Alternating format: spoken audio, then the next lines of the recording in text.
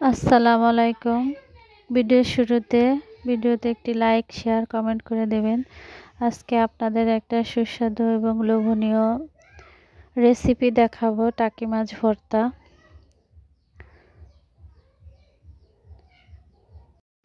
টাকি মাছ ভর্তার জন্য আমি কিছু সজের পাতা তুলে নেব। পুকুর পাড়ে আমাদের অনেক সজের পাতা হয়েছিল, সেইখান থেকে আমি অনেকগুলো সজের পাতা তুলে নেব।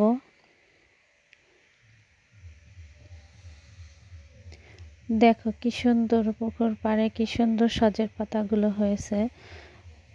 এই সজের পাতা দেখে আমি আর লোভ সামলাতে পারিনি, এই জন্য টাকি মাছ ভর্তা খাবো। এবং আজকে তোমাদের সাথে এটা আমি শেয়ার করব কিভাবে আমি টাকি মাছ ভর্তাটা বানালাম।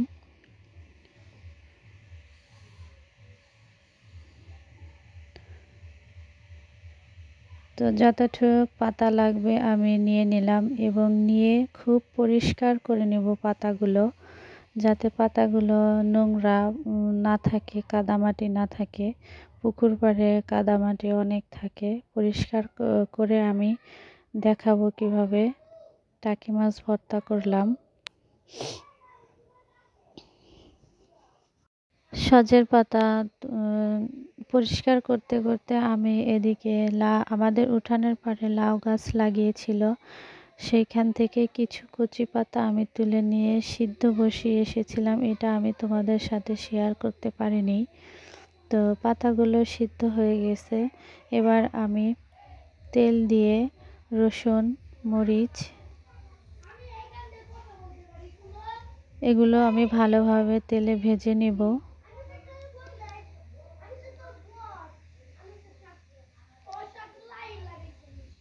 টাকি মাছ ভর্তার জন্য অল্প কিছু প্রয়োজনীয় যথেষ্ট, তাতেই টাকি মাছ ভর্তাটা অনেক সুস্বাদু হয়ে উঠবে।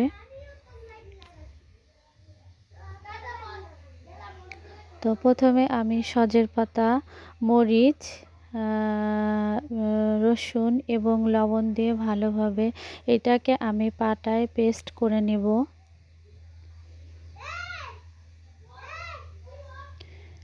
এটা এমনভাবে পেস্ট করতে হবে যাতে ভিতরের কোনো ছাবা অন্য কোনো দানা দানা না থাকে। এবার লাল পাতা যেটা আমি সিদ্ধ করেছিলাম সেটা আমি দিয়ে দিয়েছিলাম, দিয়ে ভালোভাবে একসঙ্গে পেস্ট করে নেব। পেস্ট করা শেষে আমি টাকি মাছগুলো ভালোভাবে বেছে রেখেছিলাম। টাকি মাছগুলো ভালোভাবে না বাছলে খাওয়ার সময় দেখা যায় কাটা থাকতে পারে, সেটা হয়তো মুখে দাঁতে লেগে যেতে পারে। এই জন্য ভালোভাবে আপনারা বেছে নেবেন এবং পেস্টটা ভালোভাবে করবেন যাতে খেতে ভালো লাগে। তো আমি সব উপকরণগুলো বেটে এভাবে হাতে মেখে নিয়েছিলাম। এভাবে আমি হাতে মেখে নিয়ে তারপরে আমি এর ভিতরে একটু সর্ষের তেল দিয়েছিলাম যাতে ভর্তাটা খেতে অনেক টেস্টি লাগে। তো আমার ভর্তাটা বানানো প্রায় শেষের দিকে। আমার ভিডিওটা কীরকম হয়েছে সেটা তোমরা জানাবা এবং আমার পাশে থাকবা, আমাকে সাপোর্ট করবা।